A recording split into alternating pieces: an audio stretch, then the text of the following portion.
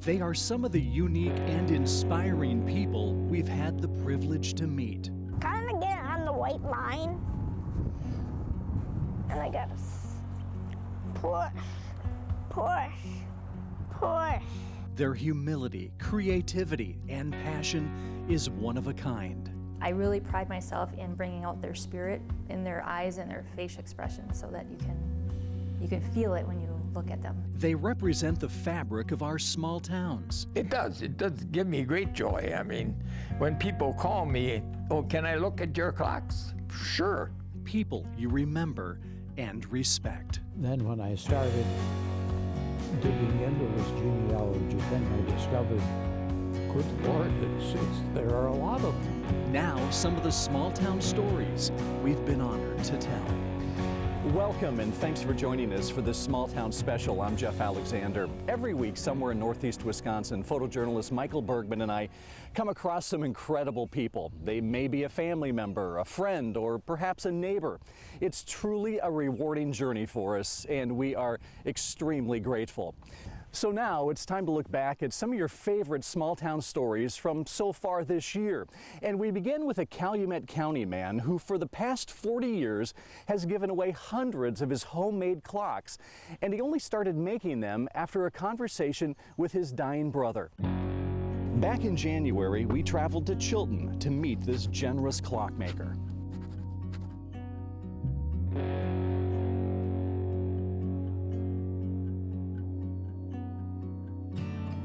If you stop by Eugene Stocky's home, chances are you'll find him in his basement shop.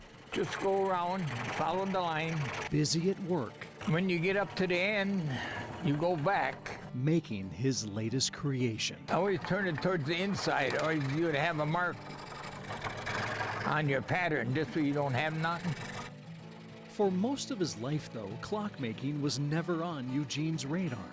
After growing up on a dairy farm in nearby Potter, Eugene got married and started a family. He then spent nearly 40 years working for the former Carnation Company in Chilton, always dabbling in woodworking in his free time. But then one day, his brother called, asking for some help on a project in his kitchen. So I went over there around, 9 o'clock. So we got done, it was around noon, had lunch. Then he told me, he says he had cancer and he was going to die in 6 months. Trying to come to grips with the news, Eugene noticed a new clock in his brother's kitchen. And I said, oh, where you get that clock from? He says, oh, I make them. Oh. So, okay. He said, you want a copy? I said, sure, I'll try it. With that pattern, Eugene took his first crack at clockmaking, and this is the result. The next one, a much bigger challenge, and a request from his late wife, Anita. And that was sort of touchy, too. I mean, I made it, but then when they come, the piece had to fit in between there. That had to be exact, or it wouldn't have worked. And But it fitted, worked. yeah, it fitted perfect. I mean, you didn't have to glue it or nothing. I mean, but yeah, it was good. Anita loved the clock, and Eugene had found a hobby Then you can blow it up or make it smaller if you don't like it that big. that made him tick. And I started to get books and everything else, to make, and I make everything. Whatever, something that I thought is good, really, and I enjoyed, and yeah, I make it. Since those first few clocks, Eugene has handcrafted hundreds more with one sole purpose. And I give them away. I don't sell any.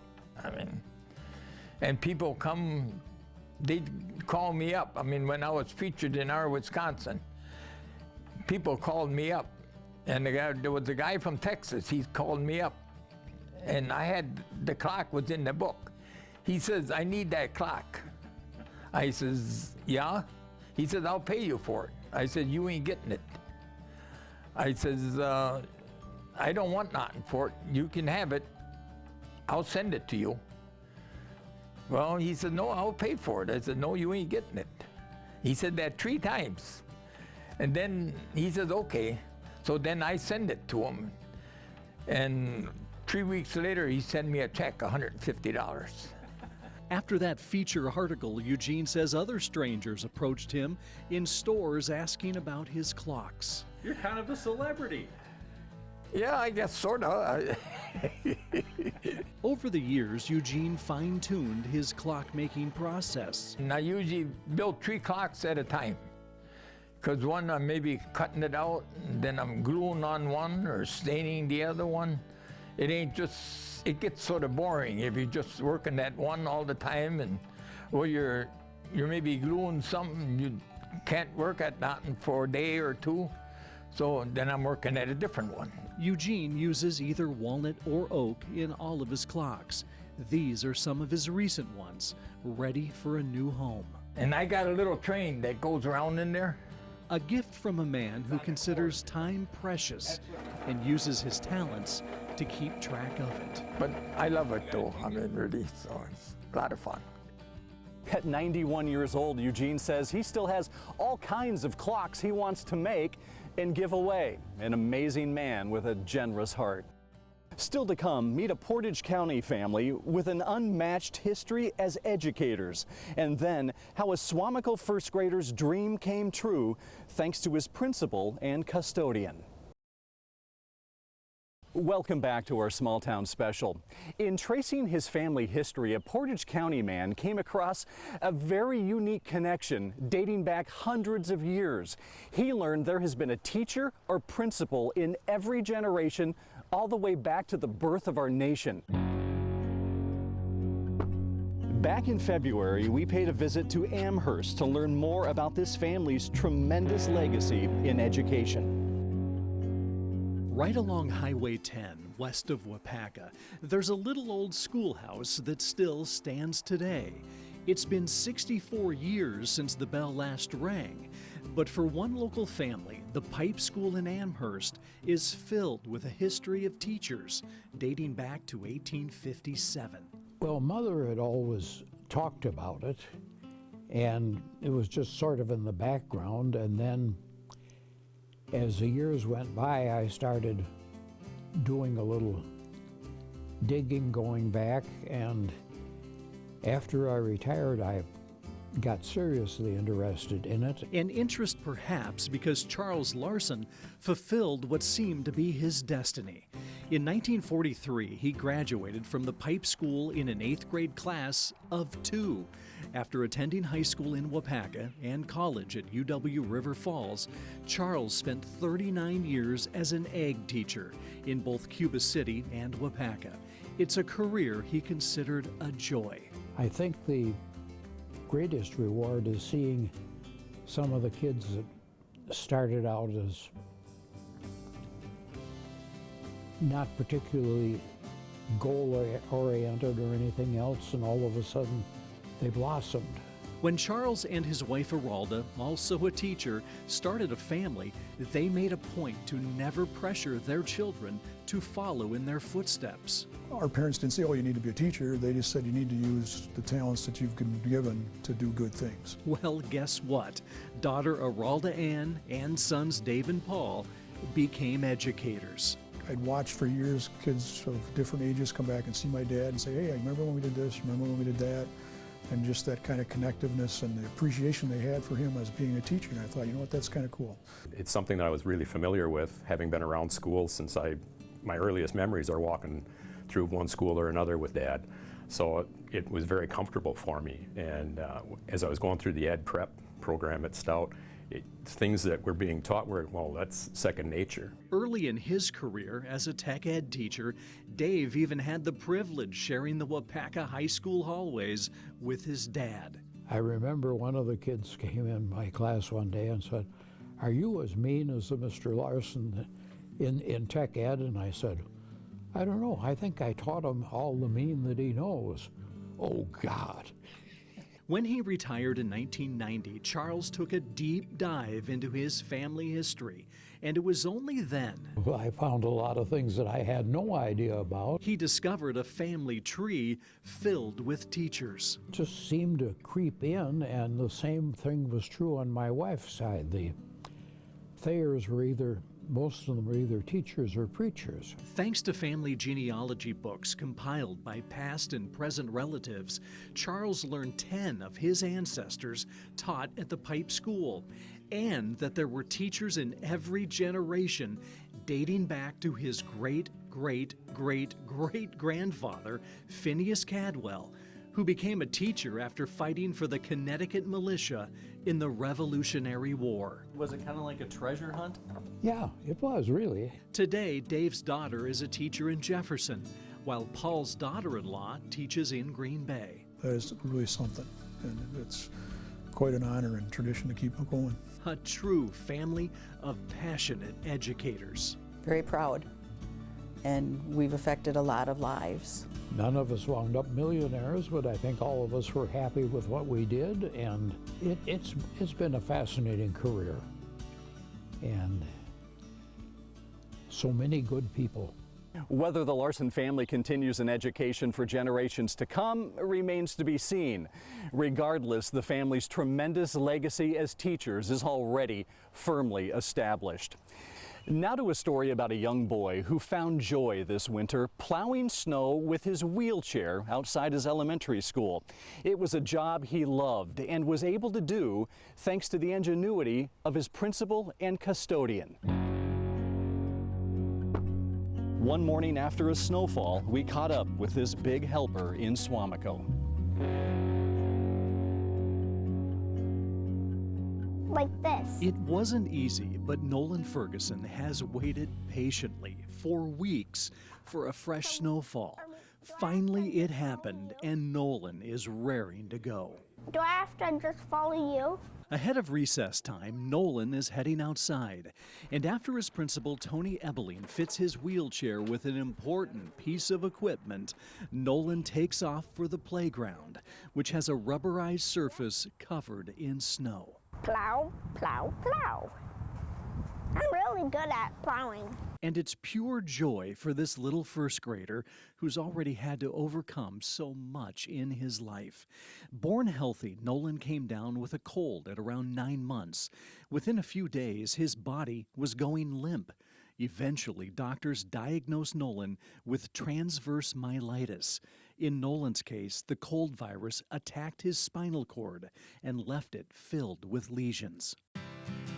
When Nolan arrived at Bay Harbor Elementary last year as a kindergartner, Tony immediately noticed his bright smile, positive energy, and an eagerness to help out. I think sometimes kids are just born with certain abilities and certain traits, and Nolan just has that in him where he wants to do that. A few months ago, after his mom was able to purchase a motorized wheelchair, Nolan became fully mobile inside and outside the school.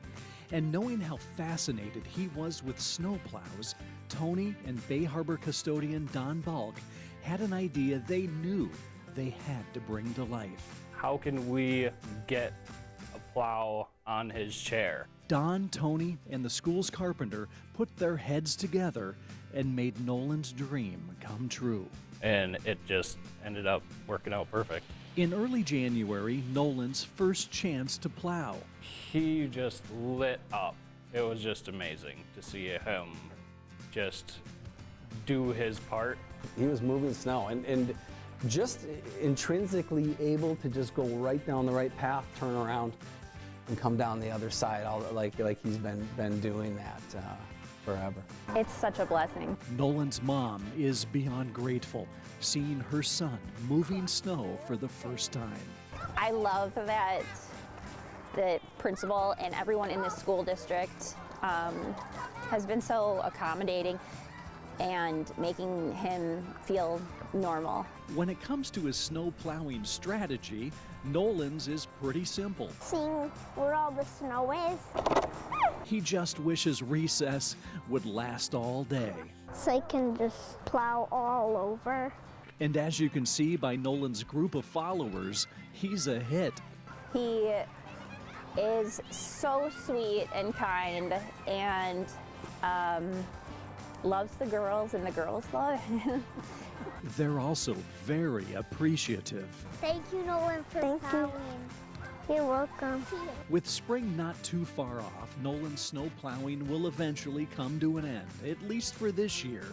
But don't be surprised if he finds another job around school to tackle. He is an inquisitive person. He asks questions that most adults don't ask me, just how things in the facilities works, HVAC, like what vents are for on the wall.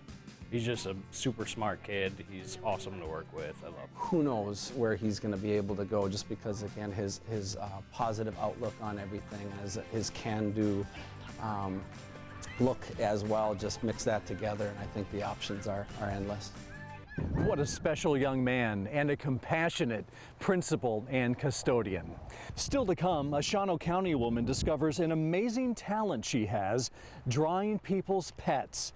And then a look back at all the wonderful people we've met so far this year in small towns. Welcome back. A Shawano County woman recently discovered a gift that is now providing comfort to grieving pet owners. Her artwork is a touching, lasting tribute to their beloved pet.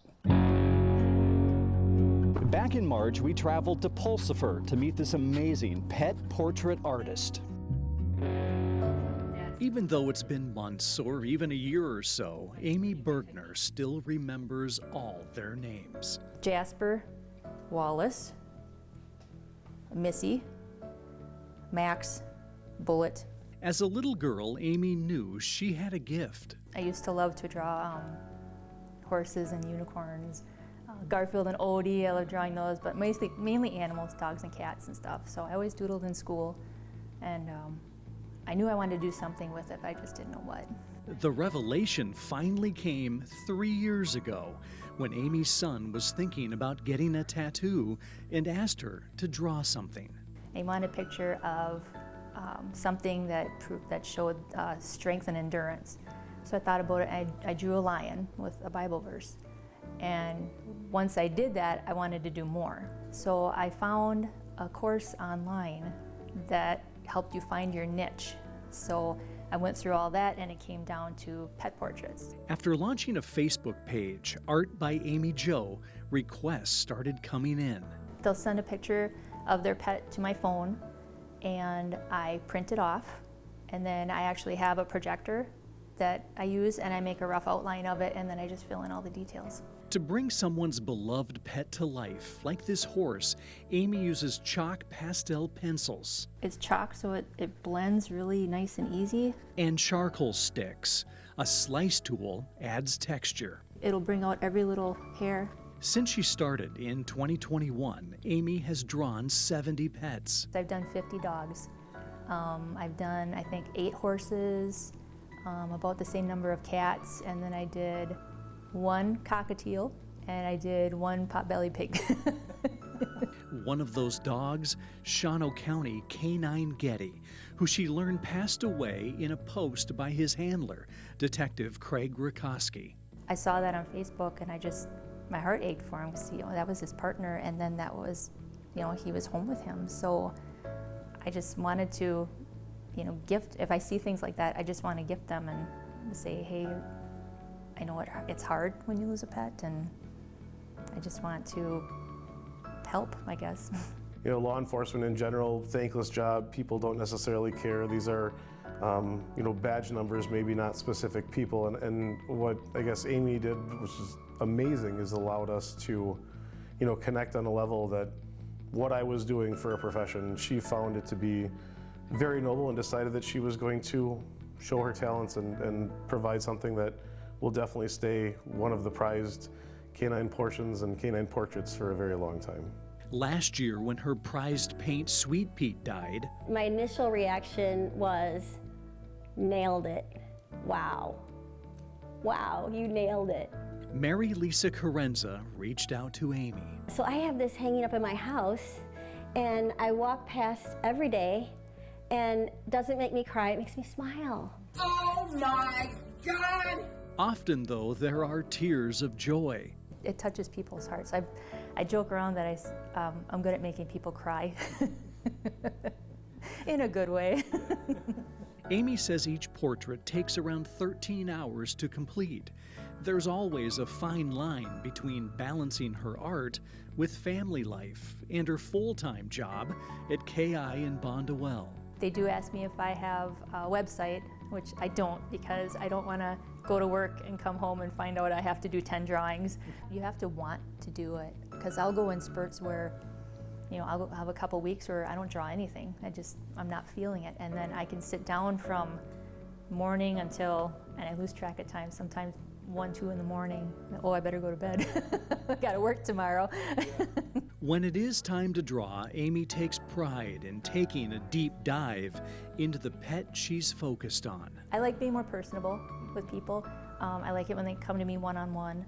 And a lot of people, they'll tell me like the personality of their pet and, you know, how they were with other people and just things they like to snack on, and you know, so it's almost like I kind of get to know them when I'm trying them. A passion discovered, and it's now healing hearts. It's a gift that I'm humbled by. I'm not doing this to gloat on myself. I'm doing it for one thing because I started later in life. You know, I've always wanted to do something with art, and I thought maybe commercial advertising. I'd love to work for Disney, you know, things like that. But it's when it's your time. You know, it's your path in life, and it happens when it happens, and it happens later in life. 47, you know, and I love it. What a talent. And it's so neat to see Amy has found such a special way to use her gift. As we say goodbye, a look back now at all the others we've had the pleasure to meet so far in 2024. Have a great day, and thanks for watching.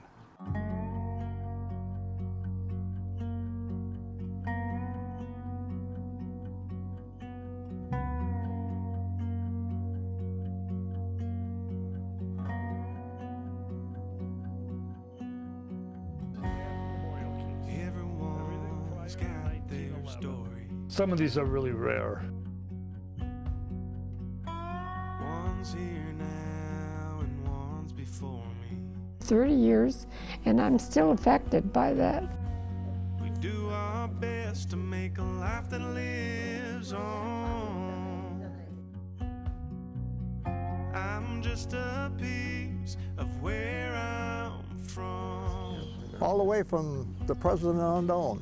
Yeah, I live my life like a small town story. If you're from here, you might know me, 'cause I've been running here since I was a kid.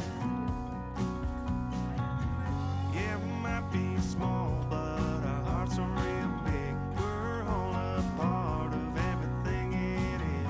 It won't take long to get to know me, 'cause I'm living a small town story. You saved his life. Yes, I did.